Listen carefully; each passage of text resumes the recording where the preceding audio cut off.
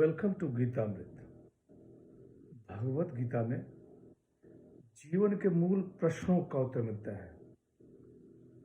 मैं कौन हूँ? आत्मा क्या है? आत्मा का स्वरूप कैसा है? गीतामृत में इन्हीं विषयों का वर्णन सरल शब्दों में।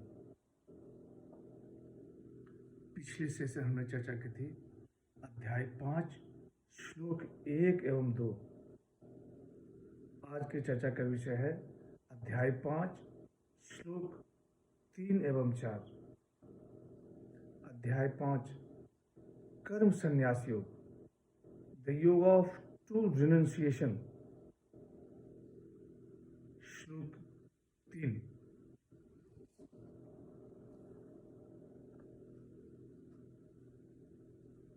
ज्ञेयः स नित्य संन्यासी यो न द्वेष्टि न कांक्षति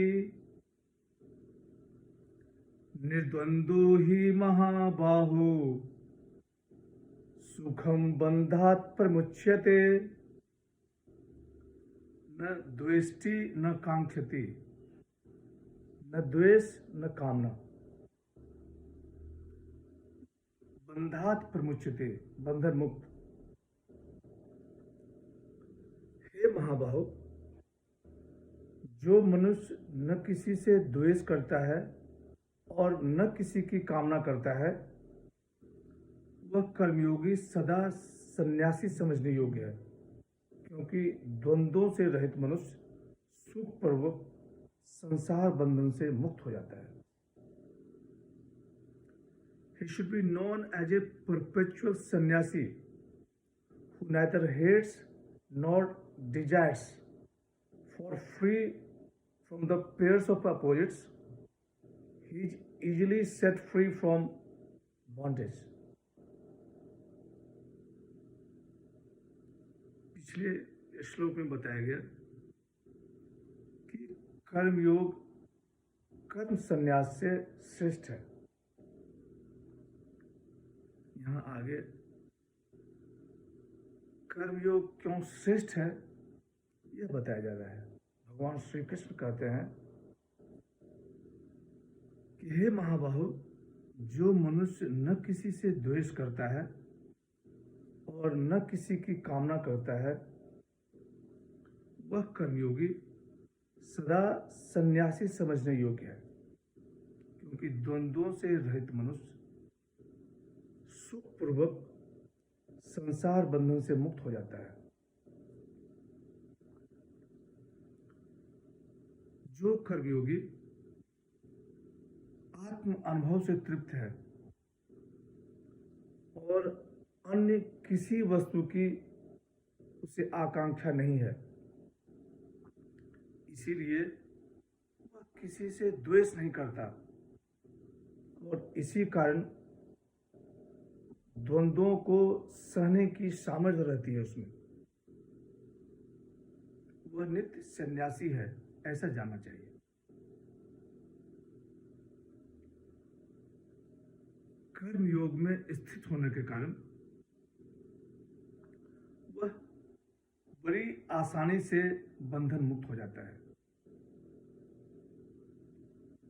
श्लोक 4।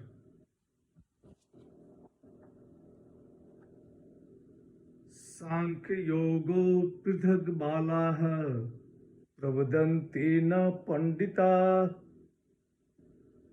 एकमप्यास्थितः सम्यग् उभयो विदन्ते फलम्। बाल बुद्धि के लोग सांख्य योग और कर्मयोग को अलग अलग फल बातें कहते हैं, न कि पंडित, क्योंकि इन दोनों में से एक साधना में अच्छी तरह से स्थित मनुष्य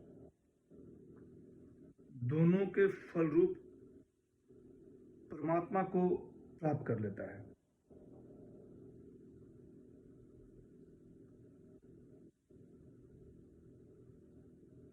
भगवान श्री कृष्ण कहते हैं कि कम बुद्धि वाले ज्ञान योग और कर्म योग को अलग अलग फल वाले कहते हैं। कर्म योग ये तो ज्ञान योग का मार्ग प्रशस्त करता है और ज्ञान योग आत्म साक्षात्कार का। इस प्रकार फल भेद से दोनों को अलग अलग बताने वाले वे अज्ञानी हैं। एकमात्र आत्म साक्षात्कार ही दोनों का फल है। दोनों में से किसी एक साधना में अच्छी तरह से स्थित होने के बाद मनुष्य आत्म साक्षात्कार पा लेता है। आज की चर्चा यहीं समाप्त करते हैं। अगले सेशन में चर्चा को और आगे बढ़ाएंगे। यदा यदा हि धर्मस्य ग्लानिर्भवति भारत अभ्युत्थानम् अधर्मस्य तदात्मानं सृजाम्यहम्। हरे कृष्ण।